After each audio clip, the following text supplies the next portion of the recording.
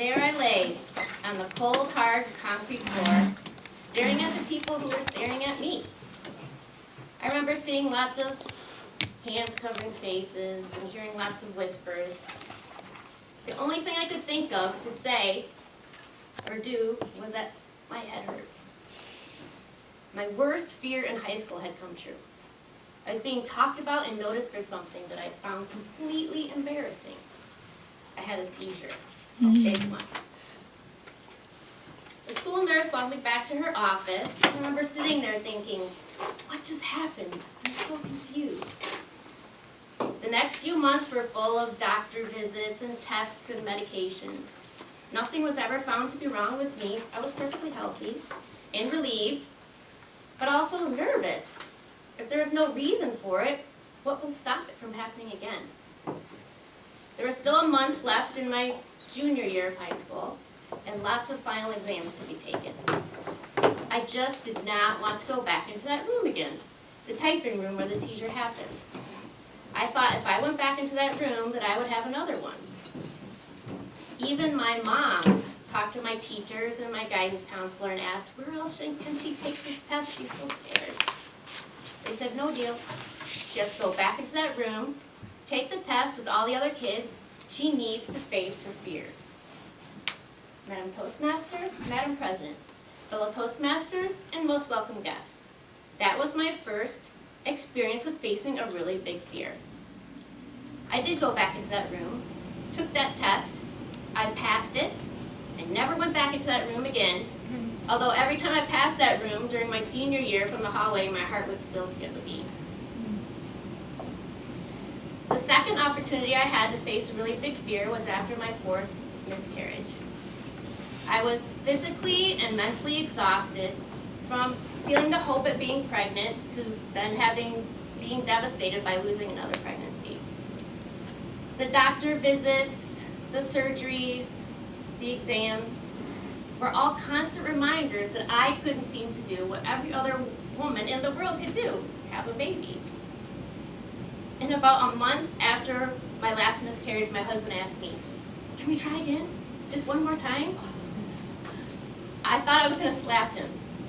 Easy for him to ask. But I also felt sorry for him. And a little part of me was still curious. Would it happen if we tried one more time? I remembered the fear that I had about my seizure and the anxiety and how horrible I thought everything was. And that was 15 years ago. And now it seemed like nothing. How would I feel about pregnancy 15 years from now? Would I regret not giving it one more try? So months after hormone shots, doctor exams, and another $8,000, I got pregnant again, but this time it stuck. I'm not sure I was a model of being able to face one's fear during this time. But once I heard the first cry in the delivery room, I forgave myself for all the anxiety, the panic attacks, the sleepless nights. I had a baby. I did it. And he was alive. I even went on to have another baby. But I'll save that story for another day.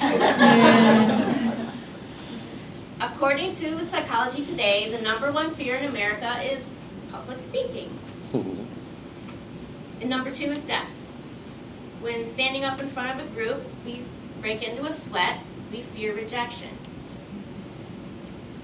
Rejection, or being cast out of a pack or a group, can mean most likely certain death for many species in the animal kingdom. Psychology Today reasons that early humans, being cast out of a group, most likely face certain death as well. Could that be the basis for our fear of public speaking, and why the fear of rejection can seem worse than the fate of death? To me, it makes sense. All the speeches I've muddled through in my lifetime have not been something that have made me proud. I gained some level of confidence just through practice, a public speaking course, and maturity, but it was still something that left me feeling terrified. And last year, I was asked to read a book to a cafeteria full of first graders, and I said no, I declined. No way did I want to do that. What happened to me? Was I still the same person could face down a seizure and have 2 kids, I had let the fear of rejection dictate my behavior. The next day, I went online and looked for a Toastmasters book. I know every one of you has a pregnancy story, a seizure story, a story of facing a really big fear and coming out a winner. We in this room don't let fear dictate our behavior. We're Toastmasters. We come here every week to work on our skills and to face the #1 fear in America. You may not know it, but you all inspire me to do better and to be better.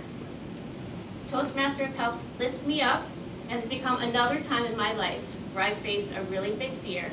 And with your help, we'll continue to squash it.